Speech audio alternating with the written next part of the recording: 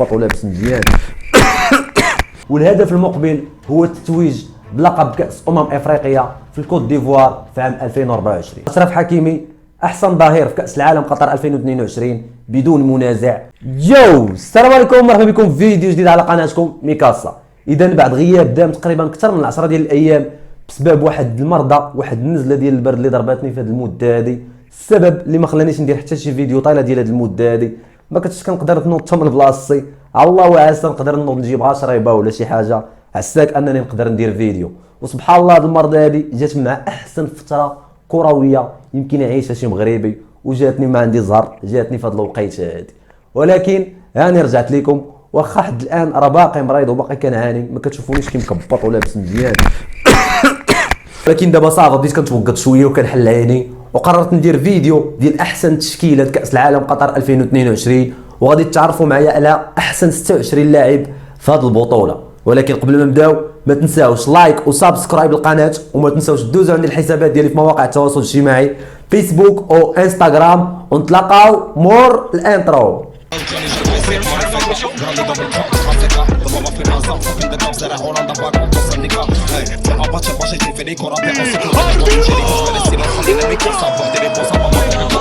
كرة عرضية رأسية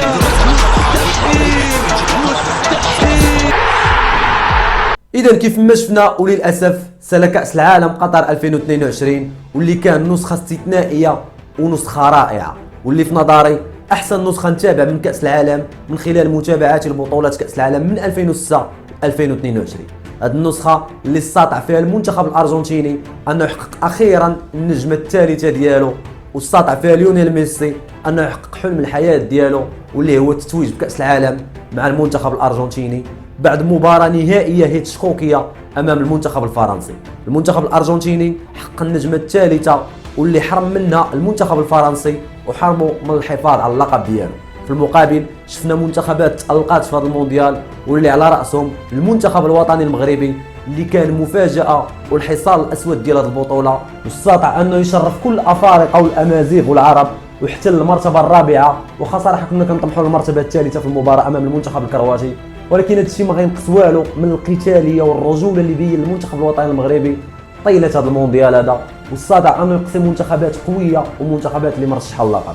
المنتخب الوطني المغربي ما خاصوش يوقف عند هذا الحد هذا، وخاص يبني منتخب المنافسه في النسخ المقبله، والهدف المقبل هو التتويج بلقب كأس افريقيا في الكوت ديفوار في عام 2024. المنتخب الوطني المغربي كيتوفر على مدرب رائع ولاعبين شباب اللي مازال امامهم الكثير والكثير اللي قدموه المنتخب الوطني المغربي، لاعبين اللي باقي امامهم مستقبل كبير، واللي على راسهم اشرف حكيمي ويوسف النصيري ونيف اكرد، ولاعبين الكثير اللي مازالين صغارين في السن، لاعبين اللي غادي يحملوا مشعل المنتخب الوطني المغربي في المنافسات المقبله. وكيف ما قلت كأس افريقيا هو الهدف المقبل، والتأهل ايضا لكأس العالم 2026 في كندا والولايات المتحده والمكسيك. وندوزو الان الموضوع الفيديو واللي هو احسن تشكيله كأس العالم قطر 2022. ولكن قبل ما نبدا بغيت نشير لواحد الملاحظه صغيره. هاد اللاعبين هادو ماشي بالضروره كلهم يكونوا وصلوا لمراحل متقدمه في كأس العالم النهائي او نصف النهائي، ربما تلقى لاعب اللي تقصى في دورته من النهائي او ربع النهائي، او ربما لاعب اللي تقصى في دور المجموعات.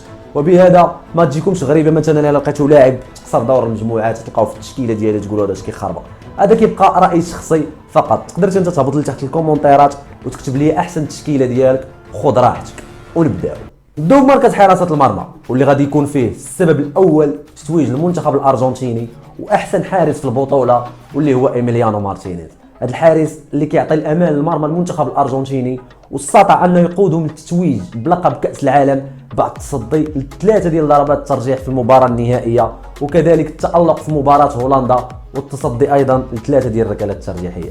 ايميليانو مارتينيز كيستحق بجداره التواجد في تشكيله كاس العالم قطر 2022. الاحتياطي ديالو واللي كان صراحه جاني صعيب بين ياسين بونو وحارس منتخب كرواتيا ليفاكوفيتش، ولكن غادي نحط الحارس ديال المنتخب الوطني المغربي ياسين بونو احتياطي لإيميليانو مارتينيز. المركزي قلب الدفاع واللي معانا مدافع منتخب كرواتيا، المدافع الشاب ديال فريق لايبزيغ واللي هو غفارديول قدم مستوى رائع في هذا المونديال هذا، وارتفعت الاسهم ديالو ولا مطالب من فرق كبيره بحال تشيلسي ومانشستر سيتي. غفارديول كيستحق يتواجد في التشكيله ديال كاس العالم قطر 2022. قلب الدفاع الثاني واللي هو مدافع المنتخب الارجنتيني كريستيانو روميرو. كريستيانو روميرو كان صراحه مدافع رائع، واخا ما لعبش شي مباريات اساسي، ولكن كريستيانو روميرو من احسن المدافعين في المنتخب الارجنتيني وفي كاس العالم كامل.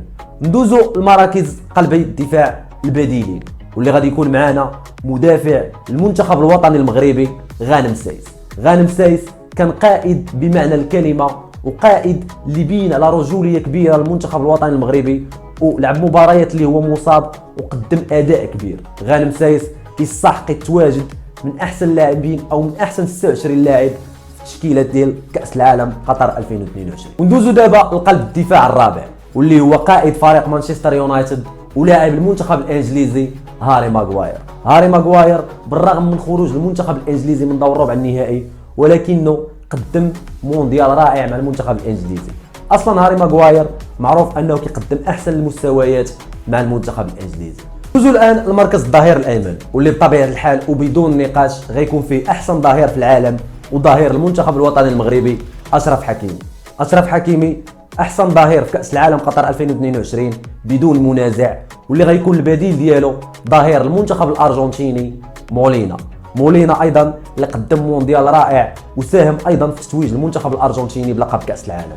واما مركز الظهير الايسر واللي غادي يكون فيه ظهير المنتخب الفرنسي ولاعب ميلان تيو هرنانديز.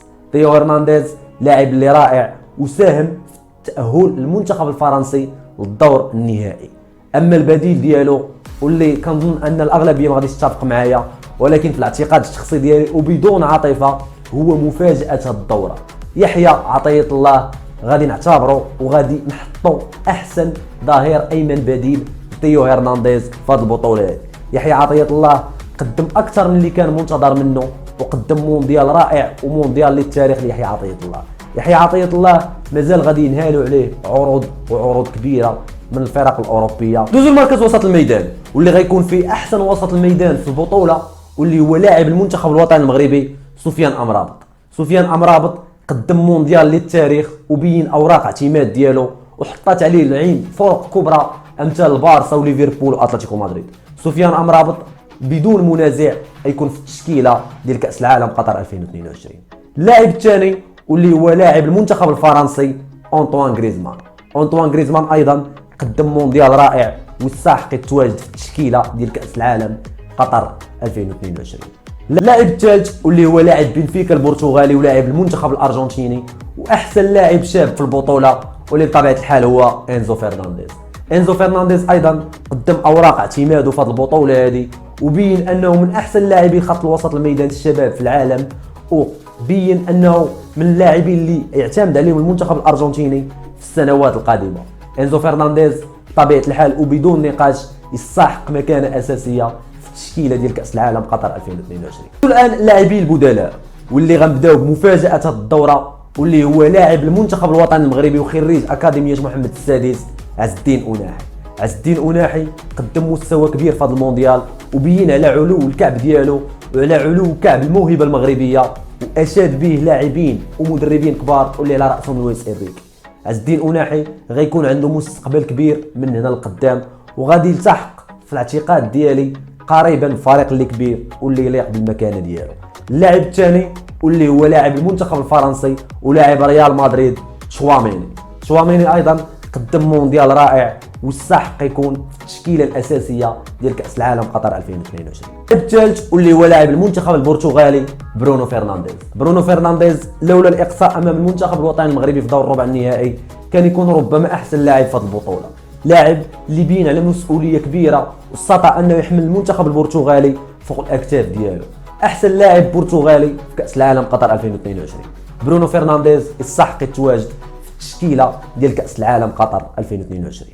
اللاعب الرابع واللي هو الموهبه الهولنديه لاعب المنتخب الهولندي غاكبو. غاكبو من اللاعبين اللي رائعين ولاعبين اللي بينوا على الموهبه الكبيره ديالهم، وبينوا انهم غيكون عندهم شأن كبير في المستقبل. غاكبو اللي غتنهال عليه ايضا عروض كبيره، واللي كنظن ان مانشستر يونايتد هو الاقرب للظفر بخدمات هذا اللاعب. غاكبو يستحق يتواجد معنا في التشكيله ديال احسن لاعبين ديال كاس العالم. وصلنا الان للمركز الهجوم واللي غادي نحطوا فيه لاعبين اللي لا خلاف على وجودهما في التشكيله، واللي هما الهداف ديال كاس العالم والوصيف ديالو، وبطل كاس العالم والوصيف ديالو، واللي هو كيليان مبابي وليونيل ميسي. كيليان مبابي اللي قدم مونديال التاريخ واستطاع انه يقود المنتخب الفرنسي للنهائي، وكان قاب قوسين او ادنى من الحفاظ على اللقب ديالو. المنتخب الارجنتيني واللي قادوا ليونيل ميسي للنهائي وتوج بكاس العالم واحسن لاعب في البطوله. هاد اللاعبين صراحه لا نقاش على وجودهم في التشكيله الاساسيه. اما مركز قلب الهجوم واللي كانت عندي فيه صراحه حيره كبيره بين جوج ديال اللاعبين واللي هما اوليفي جيرو ويوليان الفاريز، ولكن غادي نحط يوليان الفاريز في التشكيله الاساسيه بحكم انه هو البطل ديال كاس العالم فقط لا غير. اما اللاعبين البدلاء واللي على راسهم غيكون نجم المنتخب البرازيلي نيمار جونيور. نيمار جونيور بالرغم من الغياب ديالو على مباراتين في دور المجموعات ولكنه قدم اداء كبير في هذا المونديال، ولكن الحظ ما كانش في الجانب ديالو. نيمار جونيور لولا الاقصاء المبكر ديال المنتخب البرازيلي في دور ربع النهائي امام كرواتيا كان يكون ربما في التشكيله الاساسيه ديال كاس العالم. اللاعب الثاني واللي هو لاعب المنتخب الانجليزي ولاعب ارسنال بوكايو ساكا.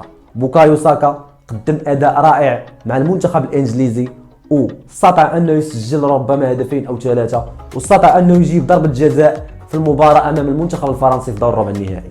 بوكايو ساكا ايضا نفس الشيء بالنسبه ليه، لو استطاع ان المنتخب الانجليزي انه يتاهل المراحل اكثر من دور ربع النهائي كان يكون في التشكيله الاساسيه. اللاعب الثالث واللي هو بدون نقاش اوليفي جيرو. اوليفي جيرو اللي قاد المنتخب ديالو وكان عنده دور كبير في تاهل المنتخب الفرنسي لدور نصف النهائي، يستاهل يكون موجود في التشكيله الاساسيه فقط ماشي في التشكيله الاحتياطيه. اللاعب الرابع واللي هو نجم المنتخب البرازيلي ولاعب توتنهام وصاحب احسن هدف في كاس العالم واللي هو ريتشارلسون. ريتشارلسون كينطبق عليه نفس الشيء بالنسبه لنيمار وبوكايو ساكا، واللي هو لولا اقصاء المنتخب البرازيلي من دور ربع النهائي كان يكون موجود في التشكيله الرسميه. ريتشارلسون قدم مونديال رائع وكان هو الهداف ديال المنتخب البرازيلي في هذا المونديال هذا. ريتشارلسون مازال ايضا غادي يقود المنتخب البرازيلي لامجاد وامجاد كبيره في السنوات المقبله. اذا كانت بالنسبه لي هذه احسن تشكيله ديال نسخه كاس العالم قطر 2022. كتبوا لي نتوما التشكيله ديالكم في التعاليق. هادشي اللي كان في هذا الفيديو، نتمنى ما تجيش شي مرضى وتغيبني عليكم. هادشي اللي كان خوت في هذا الفيديو، نتلاقاو في فيديو جديد. تهلاو.